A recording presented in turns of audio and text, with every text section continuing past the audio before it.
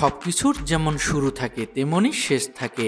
কথায় আছে শেষ ভালো যার সব ভালো তার। কিন্তু সাকিবের ক্রিকেট ক্যারিয়ার স্বপ্নের মতো রোমাঞ্চিত হলো না। 18 বছরের ক্রিকেট বর্ণিল ক্যারিয়ার রাজনীতিতে জড়িয়ে যেন নিজ হাতে বলি দিয়েছেন। পথের প্রতিটি মোড়ে মোড়ে যেন নতুন বাধা, নতুন বিপত্তি। যেই ক্রিকেটটাকে ঘিরে সাকিবের সাকিব হয়ে ওঠা, সেই ক্রিকেটে ফিরতে না পারা, শেষটা রোমাঞ্চিত করতে না পারা, সেটা হতভাগা বলা ছাড়া আর কি বা বলার আছে। অভাগা যেদিকে যায় সাগর শুকিয়ে যায়, সাকিব যেন সেই অভাগা। সর্বশেষ ইংল্যান্ডের কাউন্টিতে বিতর্কিত বোলিং অ্যাকশন, নিষিদ্ধ হন। স্বপ্নিল ক্যারিয়ারে এক একটি ডেলিভারি ছিল স্বপ্নের মতো। সেই ডেলিভারিতে প্রশ্নবিদ্ধ সাকিবের ক্যারিয়ার যেন থমকে যাওয়ার মতো। একবার নয় দুইবার বোলিং পরীক্ষায় উত্তীর্ণ হতে পারেনি এই বিশ্বসেরা অলরাউন্ডার। তাহলে কি এক বছরের জন্য ক্রিকেটে নিষিদ্ধ হতে যাচ্ছেন সাকিব? চ্যাম্পিয়ন্স ট্রফি হতে পারত সাকিবের শেষ ভরসা। বিদায়ী এই টুর্নামেন্টে সাকিবের ক্যারিয়ারের অপূর্ণতার মাঝে একটুখানি পূর্ণতার খোঁজ, সেটাও কি মিস করতে যাচ্ছেন এই বিশ্বসেরা অলরাউন্ডার? রাজনীতি নামক প্রতিহিংসায় আটকে যাওয়া, আন্দোলনে নিশ্চুপ থাকাটা যেন সাকিবের জীবনে বড় কাল হয়ে দাঁড়ালো। 5 মাস দেশের বাইরে থাকা সাকিব এখন পরবাসী।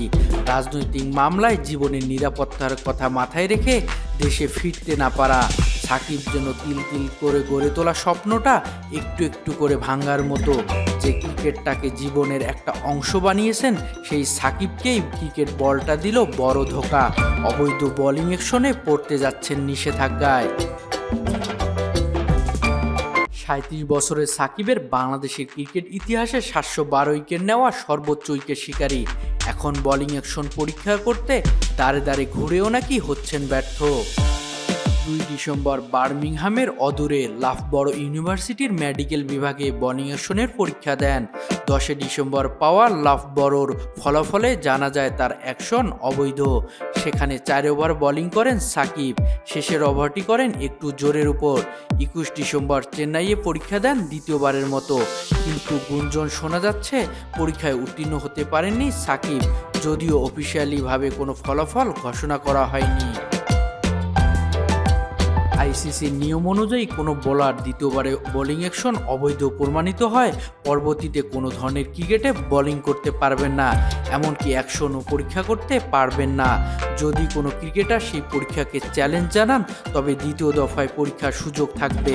চ্যাম্পিয়ন্স ট্রফি খেলার সুযোগ অনেকটাই নির্ভর করছে তার বোলিং অ্যাকশন পরীক্ষার ফলাফলের উপর।